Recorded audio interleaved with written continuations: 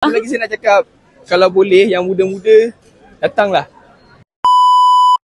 Okay, Assalamualaikum. Selamat pulang saya ucapkan. Okay, hari ni boleh tak Cik, saya nak minta Cik untuk cerita sikit pengalaman menaikkan berumrah dengan The Travel bawah bimbingan Muntawir Ashraf. Okey, boleh. Assalamualaikum, terima kasih banyak. Saya Akmal daripada Kajang. Pengalaman umrah bersama Dia Travel dan bersama Ustaz Ashraf kali ini saya rasa amat bermakna. Walaupun ini pertama kali saya umrah, tapi ilmu yang saya dapat amat bermanfaat. Ustaz Ashraf amat bantu daripada A to Z. Contohnya, saya bagi contoh mudah lah. Kita ada 3 kali umrah.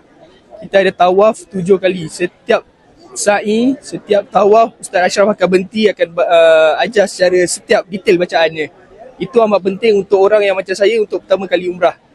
Bagi saya ini amat bermakna dan ilmu yang cukup untuk kita pelajari.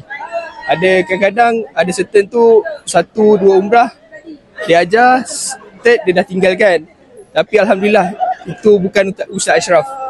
Dan sedetail-detailnya lagi, contohnya dalam bas, dalam perjalanan, dalam ziarah, Ustaz Ashraf tak tinggalkan kami kosong lah. Contohnya daripada A nak ke point B, ada selawat, Ustaz Ashraf bagi tahu tempat-tempat yang menarik, tempat-tempat yang bersejarah.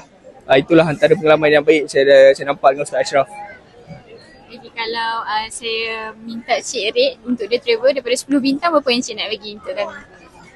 Untuk Dia Travel, Alhamdulillah lah, untuk tim daripada ground sini sampai ground dekat Tanah Suci, 9 insyaAllah. 9 boleh. Tak dinafikan.